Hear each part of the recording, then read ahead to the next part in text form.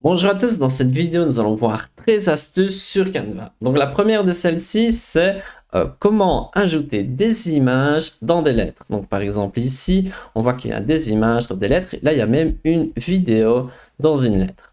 Donc je vais prendre ici cette page blanche pour vous montrer l'exemple. Et quelles sont les étapes? C'est d'aller dans éléments, donc ça c'est la première étape. Ensuite descendre et aller sur cadre. Donc ici, je trouve la section cadre, je clique sur afficher tout. Ensuite, je vais écrire sur la barre de recherche lettre et ensuite vous écrivez la lettre que vous avez besoin, par exemple la lettre S, Enter. Je trouve plusieurs lettres S, il n'y en a pas des normales ici. Prendre celle-ci, mais souvent il y a des lettres normales comme on voit ici. Hop. Ensuite, j'agrandis un petit peu pour vous montrer. Et donc, quelle est l'étape suivante? C'est d'aller revenir en arrière. Je vais dans éléments. Ensuite, je choisis par exemple un chat, Enter. Et je vais aller dans photo. Ensuite, là, je choisis une des photos, par exemple celle-ci. Je la porte et je la mets dedans. Évidemment, vous pouvez aussi aller dans importer et importer votre propre photo pour avoir vos photos dans des lettres. Ensuite, si je trouve que l'image n'est pas très bien placée, je peux cliquer 2 fois dessus et ensuite déplacer l'image. Je peux aussi agrandir un petit peu l'image et voilà le résultat. Et donc, on peut faire ça avec toutes les lettres et donc, n'hésitez pas à personnaliser avec vos besoins et vous pouvez écrire des mots ou ce genre de choses. Ensuite, l'astuce suivante, c'est la sélection multiple. Donc, qu'est-ce que c'est la sélection multiple? Donc, lorsque je clique sur un élément, ici, on voit que j'arrive à sélectionner plusieurs éléments, ce qui me permet de les bouger, ce qui permet de les rétrécir. Et comment est-ce qu'on peut arriver à ce genre de résultat? C'est en cliquant sur le premier. Ensuite, j'appuie sur Shift. Donc, c'est la touche pour réaliser des majuscules. Et je garde la touche Shift appuyée. Et ensuite, je sélectionne les autres. Et là, je peux les porter. Je pourrais même grouper mon ensemble d'éléments, mais je ne suis pas obligé. Et on voit que je peux le déplacer, l'agrandir et faire ce que j'ai envie avec.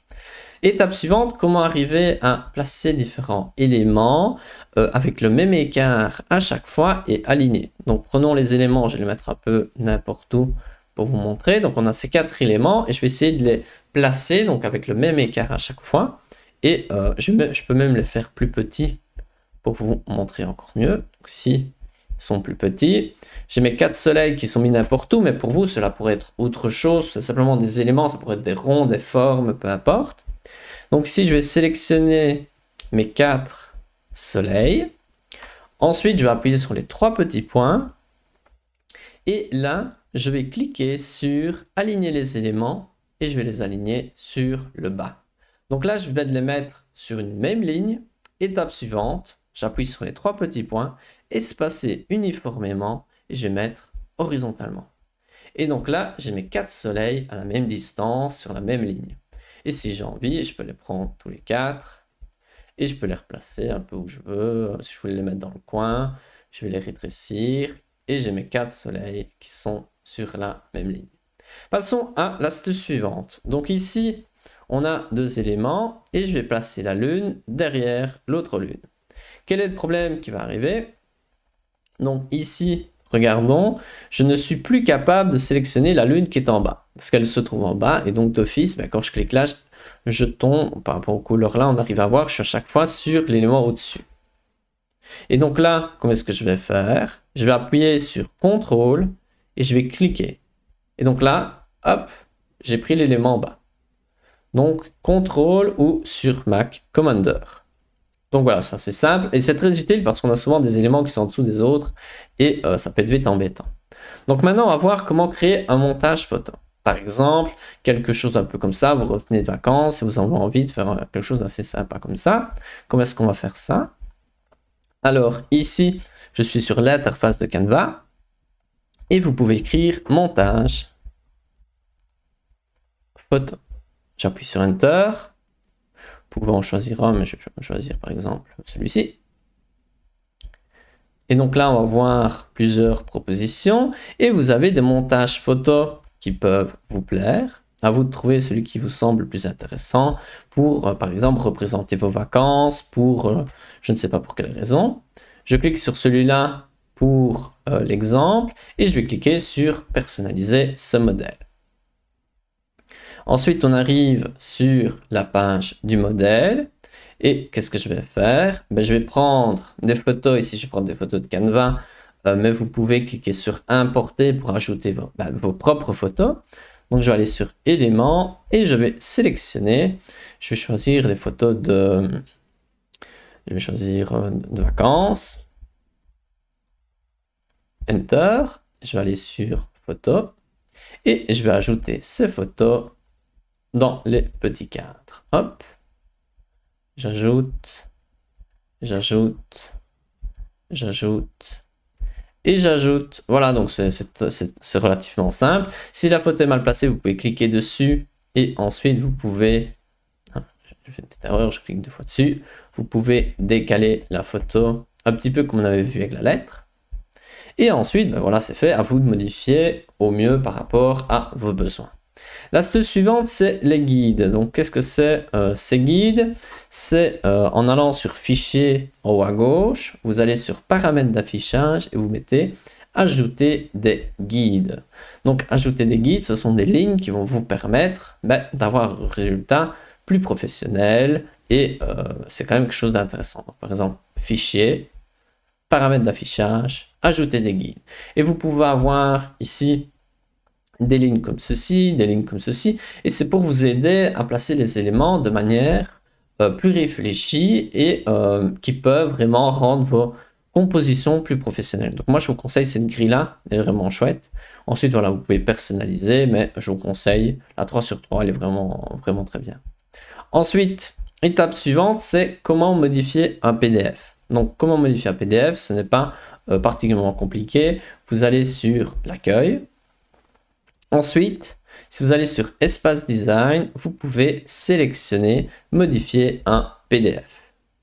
Et donc là, lorsque vous cliquez sur Modifier un PDF, il suffit de cliquer sur Charger un PDF et vous allez pouvoir directement le modifier.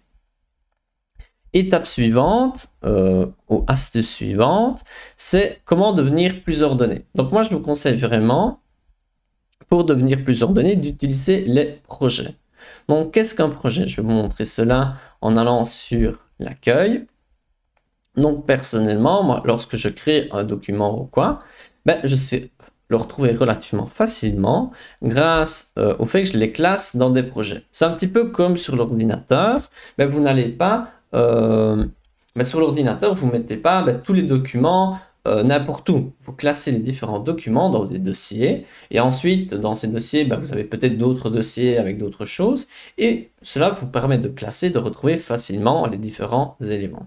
Et c'est la même chose sur Canva. Moi je vais aller sur projet.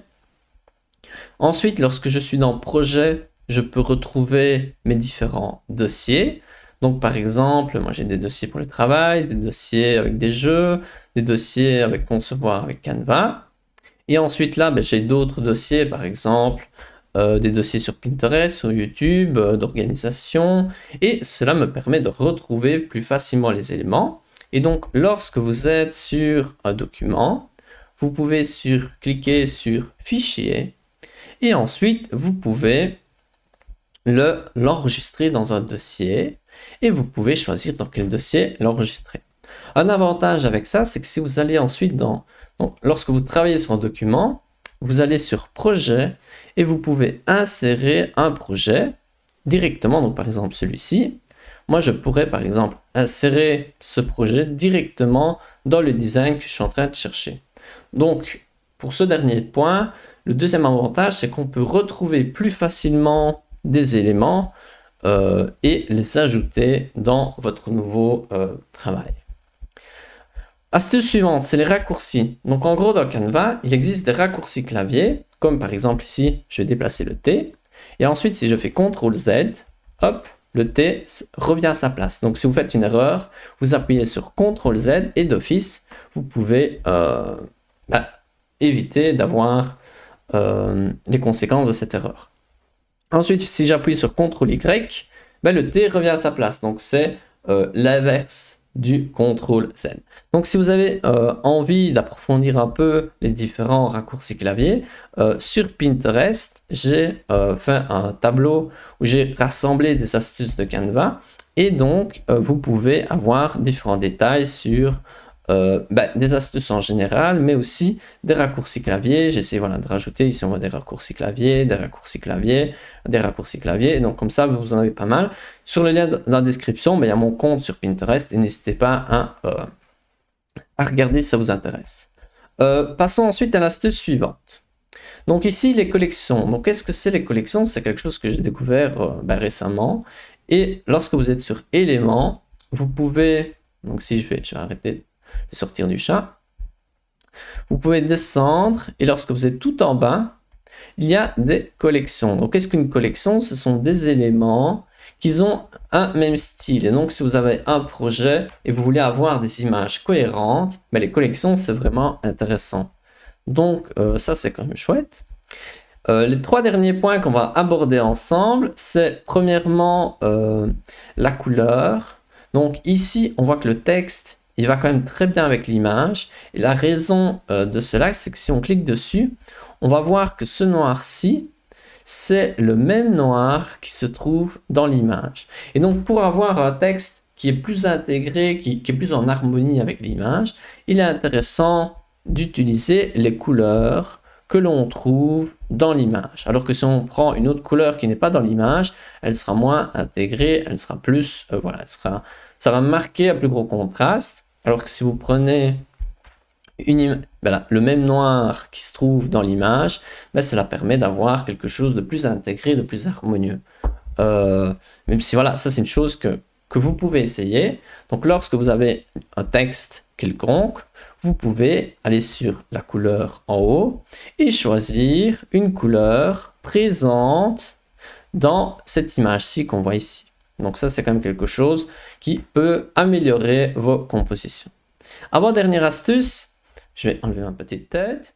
Vous pouvez, pour réaliser des choses très précises comme ici, donc on voit ici que c'est une table, il y a pas mal de choses, et pour pouvoir placer les différents éléments de manière très précise, vous pouvez utiliser le zoom. Comme ça, vous pouvez travailler de manière plus précise, et ensuite vous pouvez rétrécir comme ceci. Donc ça c'est une chose à savoir. Comme ça, vous pouvez déplacer les éléments, les différentes choses. Donc voilà, ça c'est... Ici on voit que si je clique sur dégrouper, il y a différents éléments qui vont ensemble. Et donc voilà, c'était juste pour vous montrer. En cliquant sur dégrouper, ensuite je peux décomposer ma composition. Dernière astuce et une des plus intéressantes. Donc si je vais revenir un peu plus loin. Je vais quand même ma petite tête. Et donc ici, on voit un effet curieux qu'il est possible de faire. Donc on voit qu'il y a une image de ces deux petites filles et qu'il y a ici le fond. J'ai enlevé ce fond-là. Donc comment est-ce possible de réaliser cet effet-là? En fait, il y a 2 images. Il y en a une où j'ai enlevé le fond. Donc pour enlever le fond, il suffit de cliquer sur, donc si je vais sur celle en dessous, modifier une photo, ensuite effacer l'arrière-plan. Et donc là, en cliquant sur ceci, j'ai enlevé le fond. Ensuite, j'ai placé un deuxième niveau comme ceci, en dessous où il y avait le fond. Et le deuxième niveau où il y avait le fond, j'ai simplement rogné. Donc j'ai coupé ici, simplement rogné comme ceci, par exemple comme ceci. Et donc si je place les deux petites filles au même endroit, on obtient ce genre de résultat. Donc ça peut être sympa pour créer des compositions avec un certain effet, sans être trop compliqué. Le fait d'enlever l'arrière-plan est une fonction pro de Canva, donc il faut l'abonnement de Canva Pro, mais il y a d'autres outils pour enlever l'arrière-plan. Donc voilà, à vous de voir si ça vous intéresse. Donc on arrive au terme de cette vidéo. J'espère que voilà, ça vous a plu. N'hésitez pas à partager d'autres astuces que vous avez sur Canva dans les commentaires, à vous abonner si ça vous intéresse, et à bientôt pour une prochaine vidéo.